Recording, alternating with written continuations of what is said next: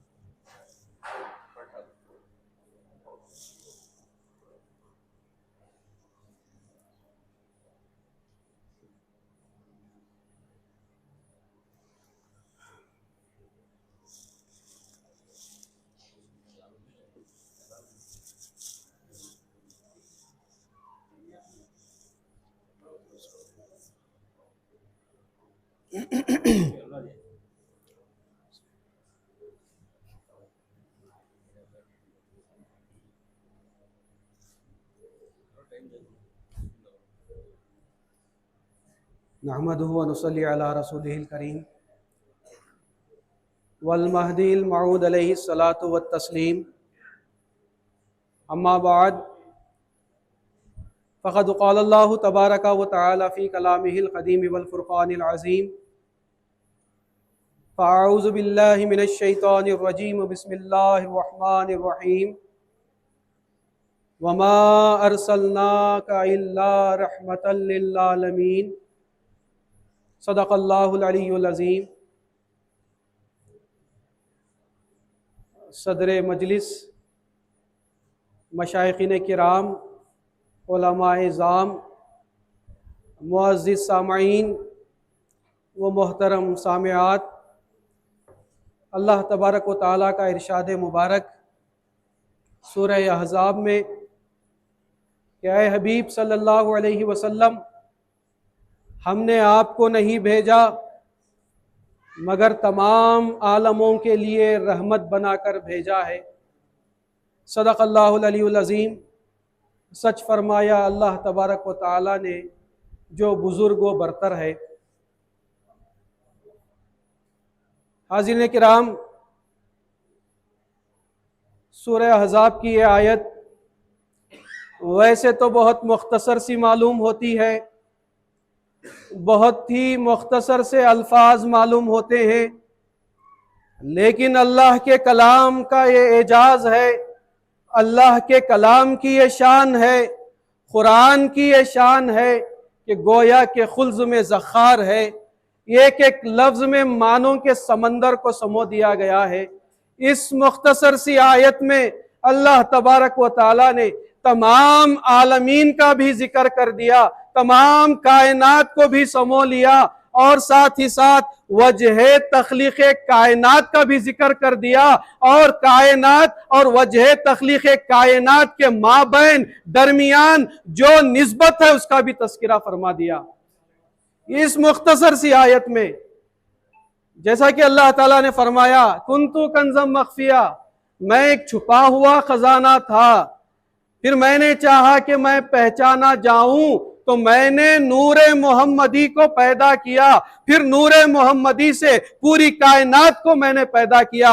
अब कायनात को पैदा करने के बाद कायनात किस तरह रब्बे कायनात को पहचाने, आलमीन को पैदा करने के बाद आलमीन रब्बुल आलमीन को किस तरह पहचाने, एक वास्ते की जरूरत थी, एक वसीले की जरूरत थी जिसके जरिए से कायनात रब्बे कायनात को पहचाने। उसी वास्ते को रहमतुल लिल आलमीन के नाम से याद करते हैं।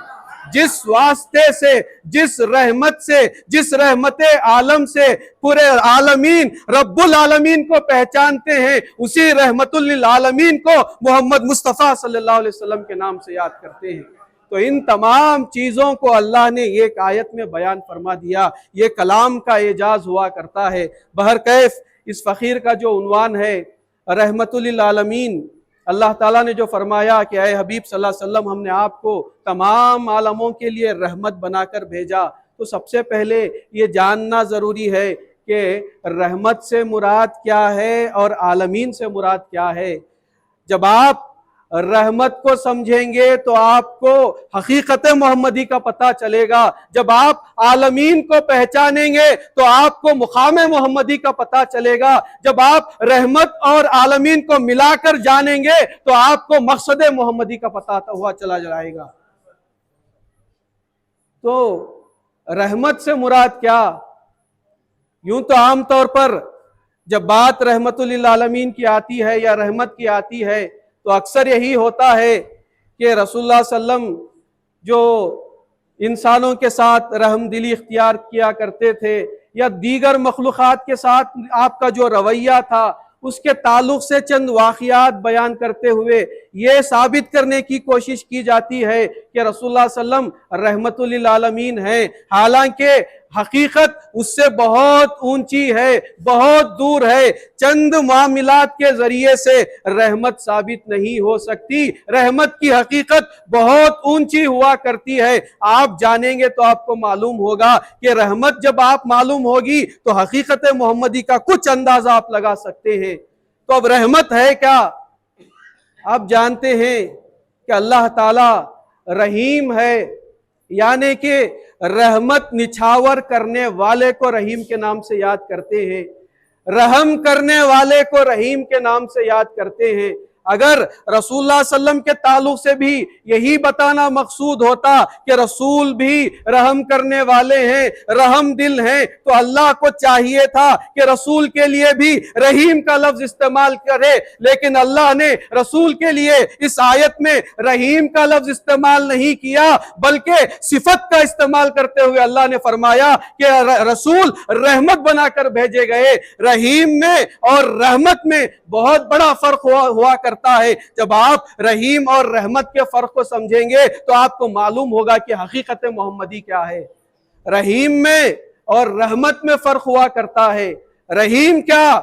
रहम करने वाला, वो रहम करने वाला जिसके पास इख्तियार है, वो चाहे तो रहम करे, चाहे तो रहम ना भी करे, तब भी वो रहीम रहता है। रहीम वो जो किसी पर रहम करे या किसी पर रहम ना भी करे तब भी वो रहीम होता है। लेकिन जब बात रहमत की आती है, रहमत का तकाजा ये है कि हर हमेशा वो रहमत को निछावर करती हुई चली जाती है, किसी में तमीज नहीं करती, हमेशा मुसलसल जो रहमत बरसाते रहती है उसको रहमत के नाम से याद किया जाता है। ऐसा नहीं, रहमत में वो चीज नहीं कि कभी रहम कर दिया, कभी रहम नहीं किया, किसी पर नहीं किया, ये चीज रहमत में पाई नहीं जाती। मुसलसल जो चीज होती है उसको रहमत के नाम से याद किया जाता है। मिसाल के तौर पर मालदार, जिसके पास माल होता है उसको मालदार के नाम से याद करते हैं। अब मालदार का इख्तियार है, वो चाहे किसी को दे या चाहे किसी को ना दे, ये वो चाहे कभी दे या चाहे कभी ना दे, लेकिन माल वो है जिसके पास जाता है उसको मालदार बना देता है।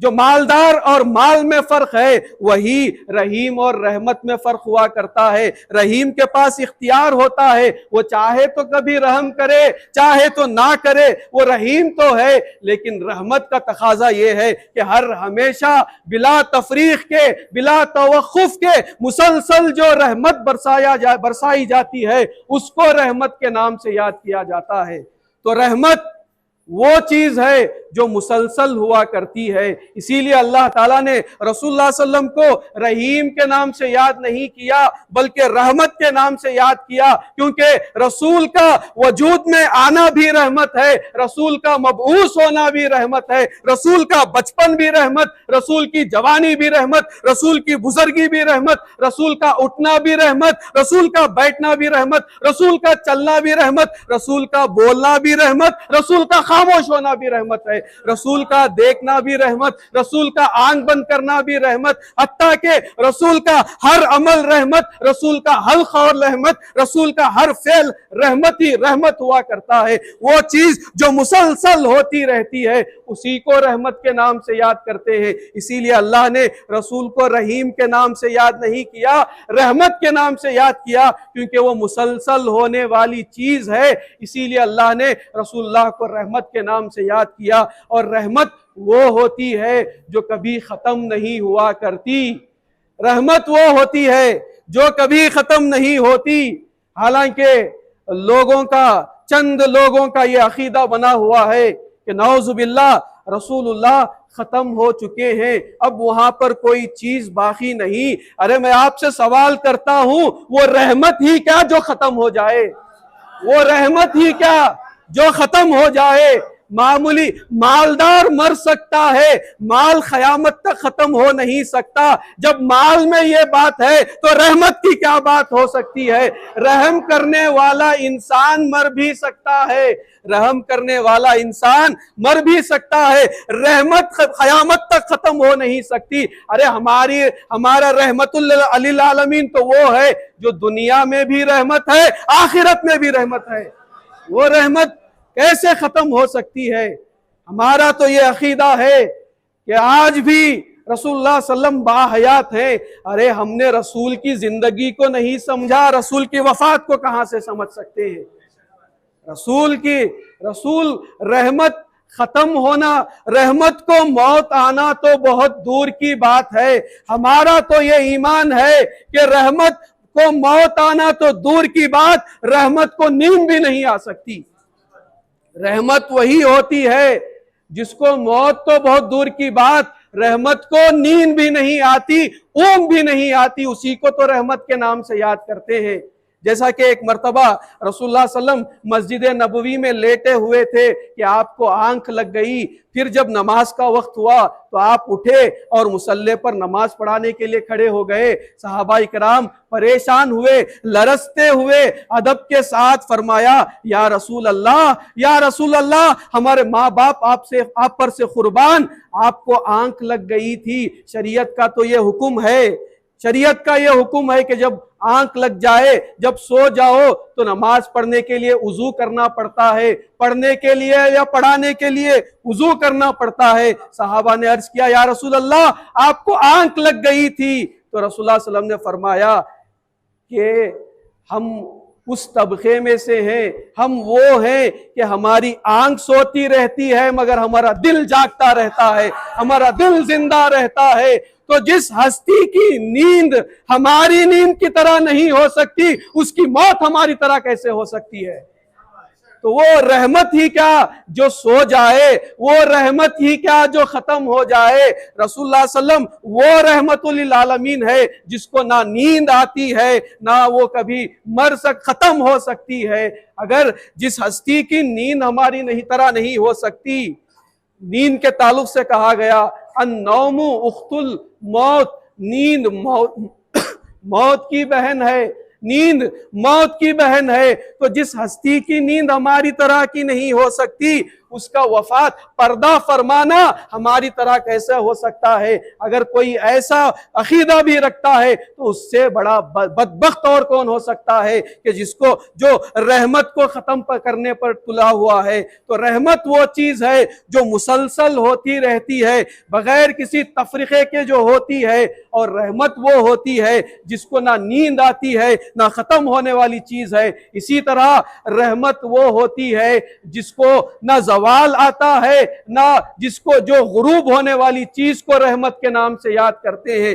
آپ جانتے ہیں کہ روزانہ सूरज तुलू होता है, फिर वो जवाल पर आता है, फिर वो गुरूब हो जाता है। तो हम जब देखते हैं सूरज को तो कहते हैं कि सूरज जवाल हो रहा है, फिर जब देखते हैं कि वो गुरूब हो गया, हालांकि सूरज को ना जवाल है ना सूरज गुरूब होता है। हमारी आंखों का धोखा है, हमारी आंखों से ओझल होता है। वो अगर यहाँ पर जवाल हो रहा है तो कहीं और कहीं पर तुलू हो रहा है, अगर यहाँ पर वो गुरूब हो रहा है इसका मतलब किसी और मुल्क में वो तुलू हो रहा है। हम समझते हैं कि वो गुरूब हो रहा है, सूरज गुरूब नहीं होता, ये हमारी आंखों का धोखा है। तो जब मामूली सूरज गुरूब नहीं हो सकता तो जिसके सदक़े में सूरज बना वो कैसे गुरूब हो सकता है?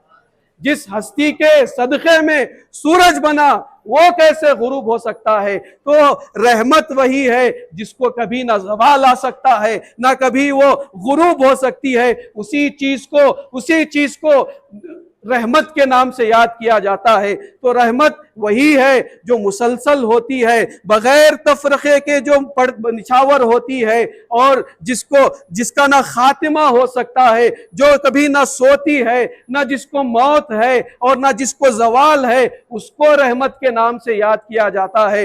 इसी तरह रहमत वो है जो अजाब को टलाने वाली चीज के नाम रहमत के नाम से याद करते हैं। जो चीज जो अल्लाह के अजाब को टलाती है, रोकती है, उसको रहमत के नाम से याद करते हैं। चुनाचे रसूलुल्लाह सल्लल्लाहु अलैहि वसल्लम ने फरमाया कि मेरी उम्मत पर ऐसे हालात आने वाले हैं कि आखिरी ज़माने में ऐसे हालात पैदा होंगे कि वो पिछली उम्मतियों की मुशाबिहत इख्तियार कर लेंगे, इतने मुताबिकत इख्तियार कर लेंगे। रसूलुल्लाह सल्लल्लाहु अलैहि वसल्लम ने मिसाल देते हुए फरमाया कि दो जूते जिस तरह मुशाबिहत रखते हैं उस तरह मेरी उम्मत के लोग पिछले उम्मतियों की तरह काम करने लगेंगे। अब आप जानते हैं कि पिछले उम्मत के लोगों ने क्या क्या काम किए, कितनी नाफरमानी की, और उनके नाफरमानी के सबब अल्लाह ताला ने उन पर कैसे कैसे अजाब को नाजिल फरमाया। पत्थरों की बारिश की, अल्लाह ने पहाड़ों को लाकर ऊपर खड़ा कर दिया, उनके चेहरों को बदल दिया, पानी आसमान से, जमीन से, तनूर से पानी आ गया और नीज तो नाबूद करता हुआ चला गया। तो उनके आमाल को अल्लाह ताला ने जवाब इस तरह दिया कि अल्लाह ने फौरन उन पर अजाब नाजिल कर दिया। अब उम्मत मुस्लिमा भी उसी तरह के अमाल कर रही है। रसूलुल्लाह सल्लल्लाहु अलैहि वसल्लम ने खुद फरमा दिया कि मुशाबिहत इख्तियार कर लेंगे। आज हम देख रहे हैं कि उम्मत मुस्लिमा बराबर पिछली उम्मतियों की तरह काम कर रहे हैं, नाफरमानी कर रहे हैं। इतना सब करने के बाद, इतनी बदकारी करने के बाद, बदकिरदारी को इख्तियार करने के बाद भी वो क्या बात है कि अल्लाह का अजाब नाजिल नहीं होता? वो कौन सी चीज है जो अल्लाह के अजाब को ना रोक रही है? तो कुरान आकर कहता है वमा कान अल्लाह लियुज़िबहुम व अंत फीहिम। ऐ रसूल, ऐ हबीब, हम ऐसे तो नहीं कि उन लोगों पर अजाब को नाजिल कर दें जिनके दरमियान आप जैसी हस्ती मौजूद है, आप जैसी हस्ती मौजूद है। तो आज हमारी बदकारियों के बावजूद अल्लाह का जो अजाब हम पर नाजिल नहीं हो रहा, उसकी वाहिद वजह यही है कि रहमतुल लिल आलमीन हमारे दरमियान मौजूद है, इसीलिए अल्लाह ताला का अजाब टल रहा है। इसीलिए कहा गया कि क़यामत के करीब रियाजुल जन्ना को उठा लिया जाएगा, यानी कि जो मिंबर रसूल है वहां से रोज़ा रसूल तक की जो जगह है उसको रौज़तम मिन रियाजिल जन्ना के नाम से याद करते हैं। जन्नत की कियारियों में से एक कियारी है, और क़यामत के करीब उसको उठा लिया जाएगा, फिर क़यामत बर्पा होगी। इससे मुराद आप क्या समझे? अब तक जो हम पर अजाब नहीं हो रहा, रहमतुल लिल आलमीन आलमीन में है, इसकी वजह से अजाब नहीं हो रहा। जब अल्लाह उस रहमत को आलमीन के हद से उठा लेगा, निकाल लेगा, उसी को क़यामत के नाम से याद करते हैं। जिस दम रहमतुल लिल आलमीन आलमीन की हद से निकल जाएगा, उसी को तो क़यामत के नाम से याद करते हैं। तो आज ہمارے پاس درمیان میں رحمت لل عالمین موجود ہے، اسی لیے اللہ کا عذاب بھی ہم پر موقوف ہے، اور قیامت بھی برپا اسی لیے نہیں ہوتی کہ رحمت للعالمین ہے تو عذاب بھی موقوف ہو گیا ہے۔ جس طرح کہا جاتا ہے کہ سورج کی جو شعاعیں ہیں وہ اتنی تیز ہوتی ہیں کہ وہ ڈائریکٹ اگر زمین پر پڑ جائیں تو وہ زمین اس کو برداشت نہ کر سکے، بلکہ انسان بھی اس کو برداشت نہیں کر سکتے، ہما اقسام کے بیماریاں پیدا ہو جائیں گی۔ اسی لیے قدرت نے یہ انتظام کیا کہ سورج اور زمین کے درمیان یہ ایک تہ کو بنا دیا جس کو اوزون لیئر کے نام سے یاد کرتے ہیں۔ جب تک وہ لیئر کام کرتا رہے گا، سورج کی جو خطرناک شعاعیں ہیں ان شعاعوں کو وہ لیئر لیتا ہے اور اس کو فائدے مند بنا کر زمین کو چھوڑتا ہے، تو انسان اس سے فائدہ اٹھاتے رہتے ہیں۔ تو وہ جو اوزون لیئر کام کرتا ہے، یہی معاملہ اللہ کے غضب کا اور ہم لوگوں کے درمیان جو لیئر ہے اسی لیئر کو رحمت للعالمین کے نام سے یاد کرتے ہیں۔ اللہ کے غضب کو بھی رحمت للعالمین اپنا لیتا ہے اور اس کو رحمت بنا کر ہمارے درمیان پیش کرتا ہے۔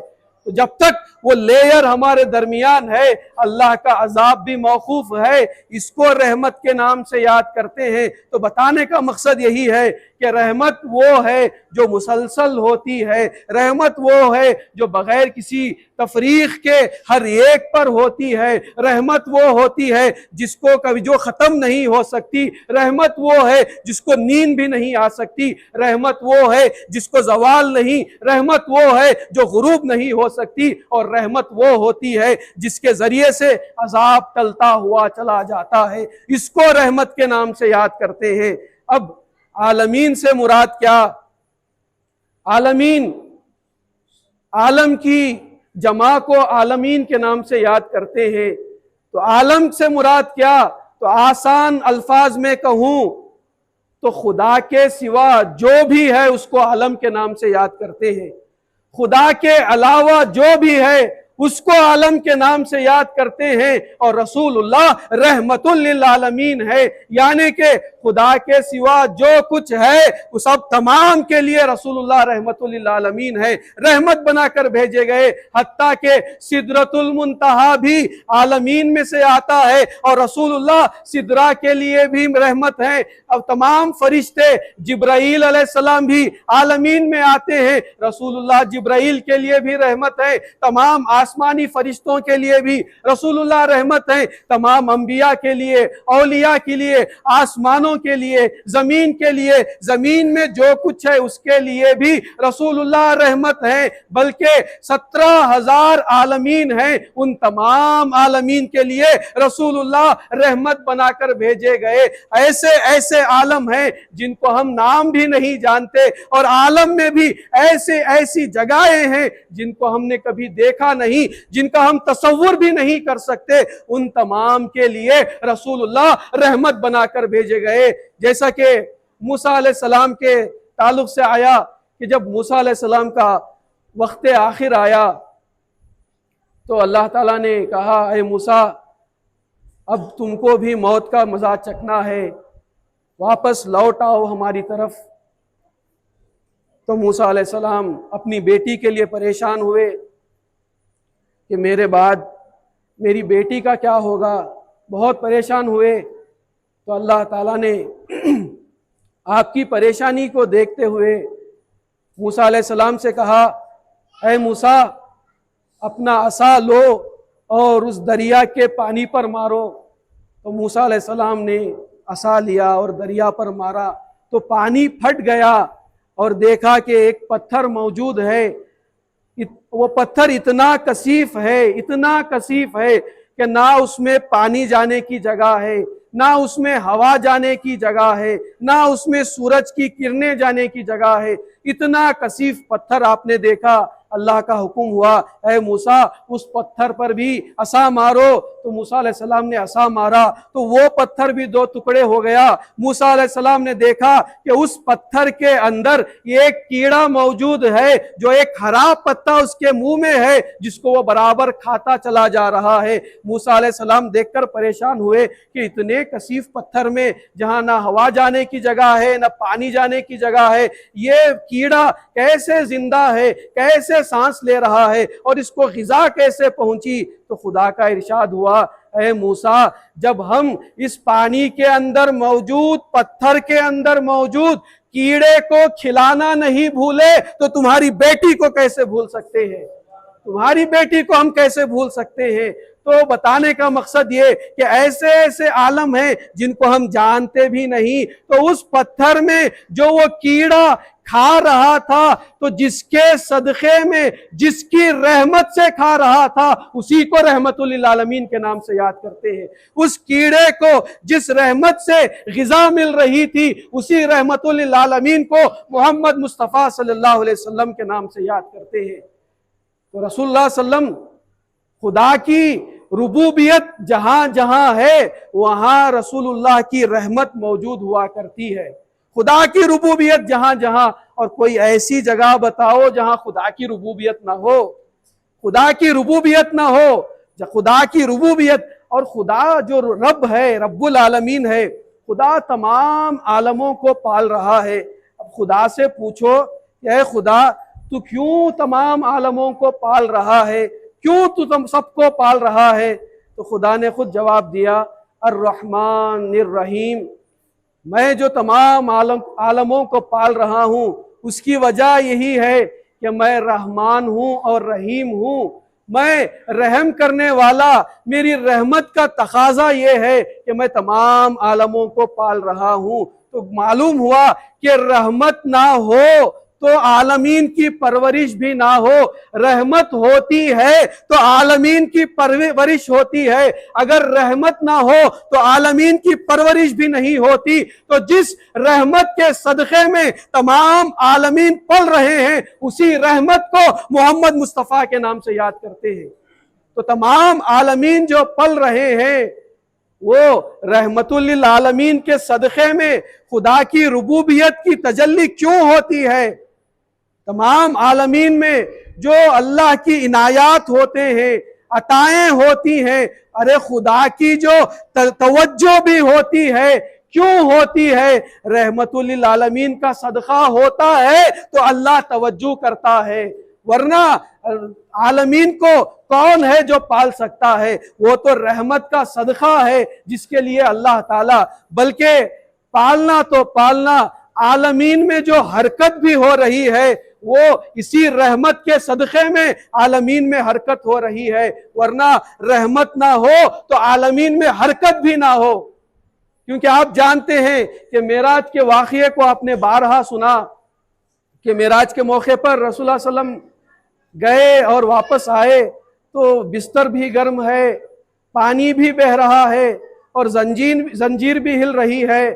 حالانکہ معراج کا سفر ایسا تھا کہ آپ نے زمینی سفر طے کیا، پھر آسمانی سفر طے کیا، پھر آسمانوں میں انبیاء سے ملاقات کی، جنت کو دیکھا، دوزخ کو دیکھا، سدرۃ المنتہا پہنچے، اس سے بھی آگے بڑھ گئے، خدا کے قریب ہوئے، اور اتنی زیادہ باتیں ہوئی کہ اگر ہمارا حساب لگایا جائے تو کئی ہزار برس میں جتنی باتیں ہوتی ہیں اتنی زیادہ باتیں خدا اور رسول کے درمیان ہوئی۔ اب اتنا سب ہونے کے بعد رسول اللہ صلی اللہ علیہ وسلم واپس آتے ہیں تو جو بستر تھا وہ ابھی بھی گرم ہے، جو وضو کے لیے پانی استعمال ہوا تھا وہ ابھی بھی بہہ رہا ہے، زنجیر بھی ہل رہی ہے۔ یہ کیسے ممکن ہے؟ اتنا طویل سفر کرنے کے بعد بھی یہ چیز کیسے ممکن ہو گئی؟ تو ہم کو یہی جواب ملتا ہے کہ عالمین میں جو حرکت ہوتی ہے رحمت کی وجہ سے ہوتی ہے، رب کی ربوبیت کی تجلی بھی عالمین پر ہوتی ہے تو وہ رحمت کے صدقے میں ہوتی ہے۔ جب تک رحمت عالمین میں تھا، اللہ کی ربوبیت کی تجلی عالمین پر ہو رہی تھی تو ہر چیز حرکت کر رہی تھی۔ جس لمحہ رحمت عالمین کی حد سے نکل گیا تو رب کی ربوبیت کی تجلی رک گئی اور کائنات حرکت کرنا بند کر دیا۔ کائنات نے حرکت کرنا بند کر دیا۔ پھر جب واپس رحمت عالمین میں تشریف لائی تو اللہ نے پھر عالمین پر توجہ کی تو عالمین حرکت میں آئی تو بستر بھی گرم ہوا اور جو پانی تھا وہ پھر سے بہنے لگا۔ تو معلوم یہی ہوتا ہے کہ عالمین میں رب کی ربوبیت کی جو تجلی ہوتی ہے وہ بھی رحمت کا صدقہ ہے، جس کے بنا پر اللہ کی تجلی ہو تو عالمین میں حرکت ہوا کرتی ہے، ورنہ عالمین میں حرکت بھی نہیں ہوا کرتی۔ تو یہ عالمین ہے اور وہ رحمت ہے، تو رحمت للعالمین، ایسی رحمت کہ آپ رسول اللہ صلی اللہ علیہ وسلم وہ رحمت للعالمین کہ ایک مرتبہ بی بی فاطمہ رضی اللہ عنہا نے رسول اللہ صلی اللہ علیہ وسلم سے کے دربار میں پہنچی تو رسول اللہ صلی اللہ علیہ وسلم نے فرمایا، اے فاطمہ، اے میری بیٹی، آج کچھ مانگ، مجھ سے دینے کا جی چاہتا ہے، کچھ مانگ۔ تو بی بی فاطمہ نے عرض کیا، وہ بھی رحمت للعالمین کی بیٹی ہیں، تو انہوں نے بھی اسی شان کا مانگا، کہا کہ یا رسول اللہ، آپ جو معراج کو تشریف لے گئے تھے تو جب معراج پر گئے تو خدا کے قریب ہوئے۔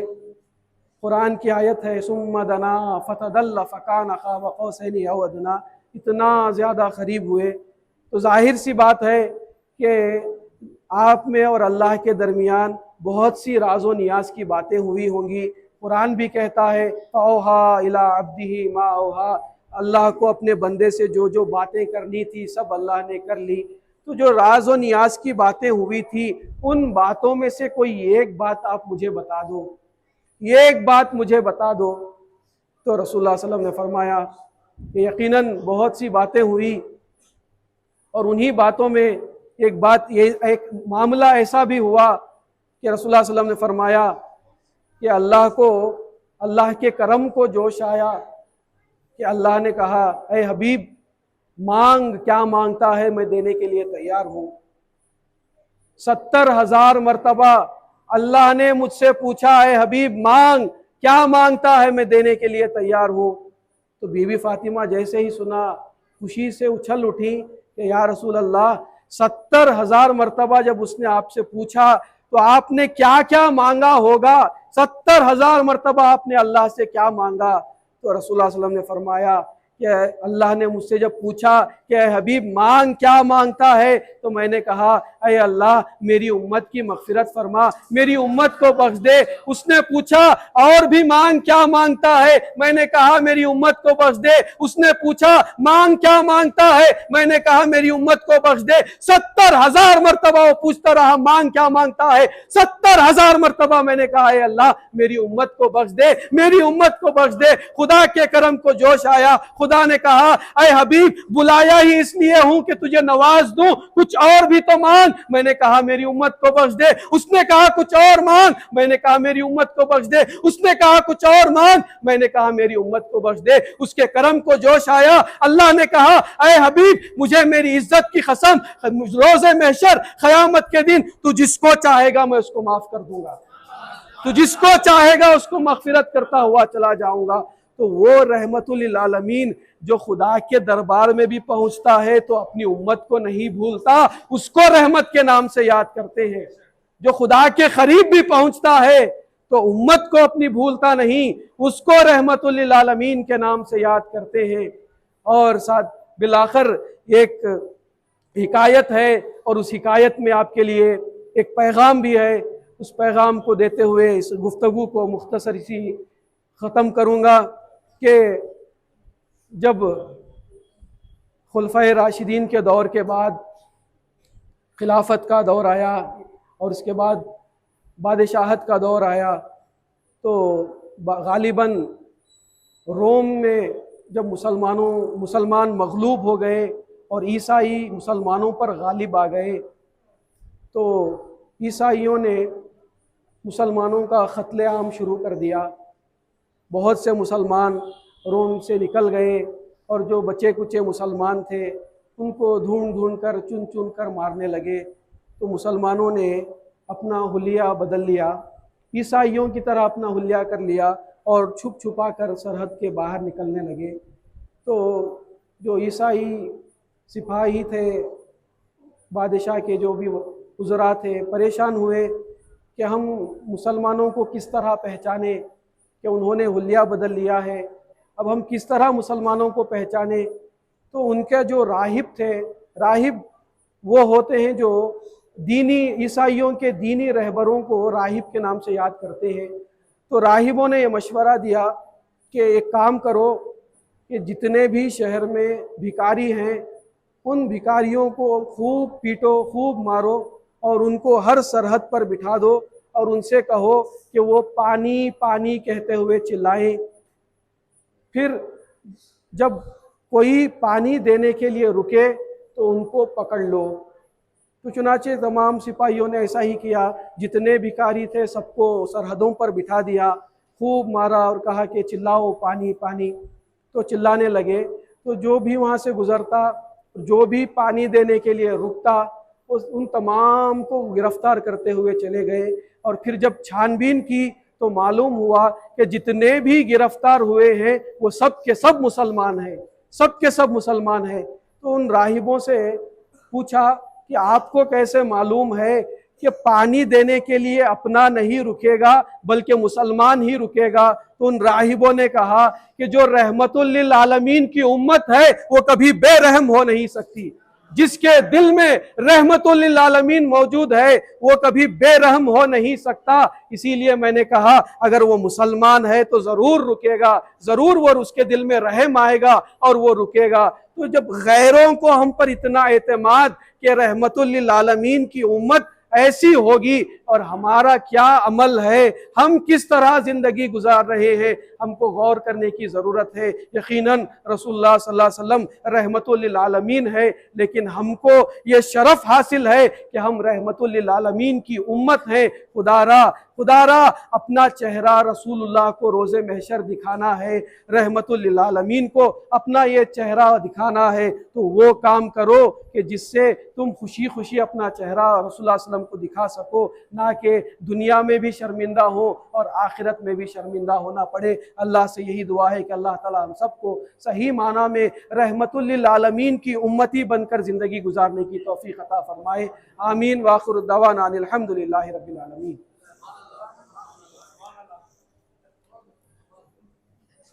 बस।